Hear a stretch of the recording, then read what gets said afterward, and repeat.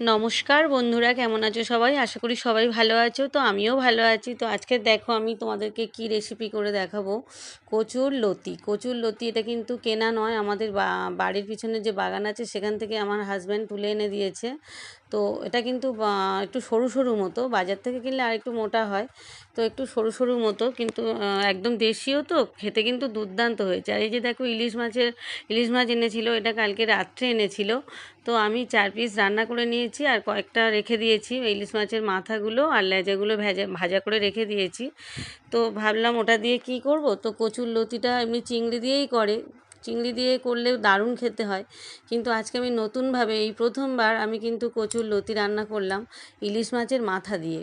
তো দেখো এটা ছাড়ানোটাই একটু চাপের, মানে একটুখানি ওই যে কচুর লতির যে খোসা বলো বা ছাল বলো বা যাই বলো, আঁশ বলো, এটাকে খুব সুন্দর করে একটু ছাড়িয়ে নিতে হয়।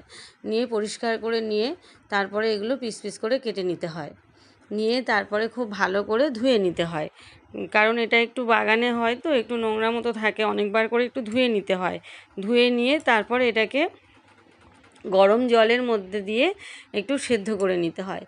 তো দেখো বন্ধুরা, আমার কিন্তু এগুলো কাটতে একটু অনেকটা টাইম লেগে গিয়েছে। আমি কিন্তু এই প্রথমবার কচুরলতি রান্না করলাম মাছের মাথা দিয়ে, এই প্রথমবার করলাম। খেতে কিন্তু দুর্দান্ত হয়েছে। তো বন্ধুরা, জলটাকে একটু গরম করে নিয়েছি, গরম করে নিয়ে তারপর আমি কচুরলতিগুলো ভালো করে ধুয়ে তার মধ্যে দিয়ে দিয়েছি, জলের মধ্যে দিয়ে এবার একটু লবণ দিয়ে দিয়েছি, তারপর 1 চামচ হলুদ গুঁড়ো দিয়ে দিয়েছি। দিয়ে এবার আমি ওটাকে খুব ভালো করে সেদ্ধ করে নেব। আর কিছুটা রয়েছে সেগুলো আর ছাড়ানোর সময় পাইনি আমি, এতটা দেরি হয়ে গিয়েছে, এই রান্নাটা করতে খুব দেরি হয়ে গিয়েছে। তো কিছুটা সেদ্ধ করে নিয়ে তারপর এই যে আমি জল ঝরার জন্য একটা ছাঁকনিতে ঢেলে দিলাম। তো দেখো বন্ধুরা, এই রান্নাটা খেতে কিন্তু দুর্দান্ত লাগে, বাঙালির প্রিয় রান্না কচুরলতি। তো চিংড়ি দিয়ে খেলে খুবই ভালো লাগে, আবার ইলিশ মাছের মাথা দিয়ে করেও কিন্তু খুব ভালো লেগেছে। তো এই যে রসুন কাঁচা লঙ্কা, তারপরে হচ্ছে কালো জিরে, এগুলো লাগছে। তো এই যে সেদ্ধ করে নিলাম। তো এবার দেখতে থাকো বন্ধুরা রেসিপিটা, আমি কিভাবে রেসিপিটা করি। তো প্রথমে কড়াইতে একটু সর্ষের তেল দিলাম, দিয়ে এবার তার মধ্যে আমি কালো জিরে দিলাম, দিয়ে 2টো শুকনো লঙ্কা মাঝখান থেকে ছিঁড়ে দিয়ে দিলাম, আর 2টো তেজপাতা দিয়ে দিলাম ছিঁড়ে। দিয়ে ভালো করে ওটাকে ভাজা ভাজা করে নিয়ে তারপর আমি পেঁয়াজ কুচিটাকে আমি ভালো করে ভেজে নেব। পেঁয়াজ কুচিটা বেশ ভাজা ভাজা মতো হয়ে গেলে পেঁয়াজ কুচির মধ্যে কিন্তু আমি একটু লবণ দিয়ে দেবো, দিয়ে খুব ভালো করে ভেজে নেব। লবণটা দিয়ে দেবো কারণ পেঁয়াজ কুচিটা বেশ নরম হয়ে যাবে। তো লবণ দেওয়ার পরে তারপরে আমি 1 চামচ হলুদ গুঁড়ো এর মধ্যে দিয়ে দিলাম।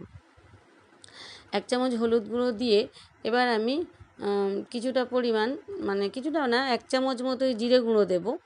এই যে 1 চামচ মতো জিরে গুঁড়ো দেবো আর 1 চামচ মতো ধনিয়া গুঁড়ো দেবো। তো বন্ধুরা, রান্নাটা প্রথম করেছি কিন্তু এত সুন্দর খেতে হয়েছে কি বলবো, দুর্দান্ত খেতে হয়েছে। আমি সত্যিই মানে ইলিশ মাছের মাথা দিয়ে কোনো সময় করিনি, এই প্রথমবার আমি করলাম ইলিশ মাছের মাথা দিয়ে। তো মাথাটাকে কিন্তু পুরোপুরি ভেঙে গুঁড়ো করে দেওয়া যাবে না, কিন্তু তাহলে কিন্তু কাঁটা হয়ে যাবে, কিন্তু খাওয়া যাবে না। অল্প সামান্য একটু ভেঙে দিলেই হয়ে যাবে। আর এই যে দেখো 1 চামচ ধনিয়া গুঁড়ো দিলাম, জিরে গুঁড়ো দেওয়ার পরে 1 চামচ ধনিয়া গুঁড়ো দিলাম, দিয়ে এবার আমি 1 চামচ শুকনো লঙ্কার গুঁড়ো এর মধ্যে দিয়ে দিলাম। তো দিয়ে ভালো করে মশলাটাকে বেশ ভাজা ভাজা করে নিয়ে তারপর আমি মিক্সির ছোটো জারে আমি একটু ওই যে না, তারপরে আমি একটু রসুন না, তারপর সর্ষে বাটা দিলাম। এই যে কালো সর্ষে আর হলুদ সর্ষে আমি একটু বেটে নিয়েছিলাম, সেখান থেকে আমি 2 চামচ মতো দিয়ে দিলাম। দিয়ে এবার একটু সর্ষের তেল দিয়ে দিলাম, আমার মনে হলো তেলটা একটু কম লাগছে, তো সেই জন্য আমি একটু তেল দিয়ে দিলাম।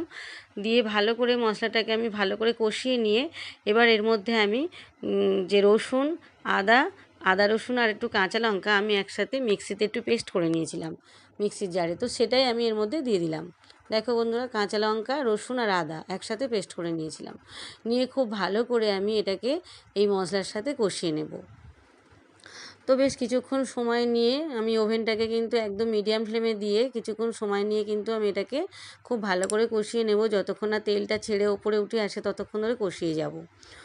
তো দেখো বন্ধুরা, অনেকটা মতো বেটে, মানে আমার পরিমাণ মতো আন্দাজে আমি বেটে নিয়েছিলাম।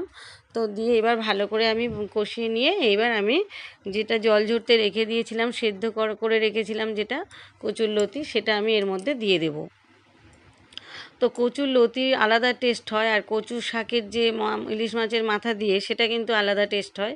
তো এই টেস্টটা কিন্তু খুব দুর্দান্ত লেগেছিলো। এই যে দেখো কচুর লতিটা আমি সেদ্ধ করে রেখেছিলাম, সেটা এর মধ্যে আমি অ্যাড করে দিলাম। দিয়ে এবার খুব ভালো করে আমি কিন্তু এটাকে কষিয়ে নেব মশলার সাথে। কচুর লতিটাকে খুব ভালো করে আমি মশলার সাথে কষিয়ে নেব। তো ভালো করে কষিয়ে নিয়ে এবার আমি ইলিশ মাছের যে মাথাটা ভাজা আর ছোট ছোট যে লেজা দুটো এই আমি এর মধ্যে অ্যাড করে দেবো। তো মুড়ো মানে এই যে ইলিশ মাছের যে মাথা বা মুড়ো এগুলো কিন্তু পুরো গুঁড়ো করে একদম ভেঙে দেওয়া যাবে না, একটু হালকা করে ভাঙতে হবে, কারণ প্রচুর মানে গুঁড়ো করে ভেঙে দিলে প্রচুর কাঁটা হয়ে যাবে, তখন কিন্তু খাওয়া যাবে না। তো এই যে হালকা করে আমি ভেঙে দিলাম, দিয়ে এবার আমি ভালো করে কষাতে থাকবো, কারণ যেহেতু সেদ্ধ করাই ছিল খুব বেশি টাইম কিন্তু লাগবে না। এবার কষাতে কষাতেই কিন্তু এর মধ্যেই হয়ে যাবে। তো দেখো বন্ধুরা কি সুন্দর দেখতে হয়েছে, আর খেতে কিন্তু খুবই দুর্দান্ত হয়েছে। আমার তো গালে ধরেনি, তো যদি কারোর গালে ধরে বা কিছু মানে অনেকের গালে একটু ধরে অসুবিধা হয়, তো একটু লেবু একটুখানি জিভে মানে একটু লেবুটা একটুখানি জিভে একটুখানি গুলিয়ে নিলেই হয়ে যাবে। সামান্য একটু লেবু কেটে পাশে রেখে দেবে, যদি একটু কারোর গালে ধরে তো একটু লেবু খেয়ে নেবে।